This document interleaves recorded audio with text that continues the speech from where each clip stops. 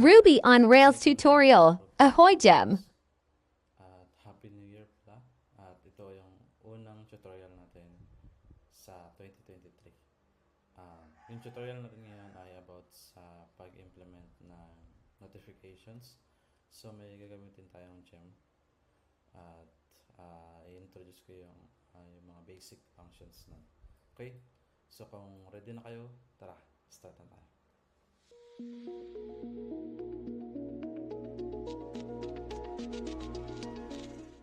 Okay, so open tayo ng browser.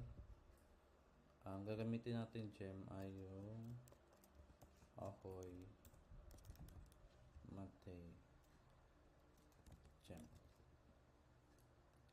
Yan. So itong simple, powerful for analytics na rin. Pero pwede rin sa notifications. Ayan. So ito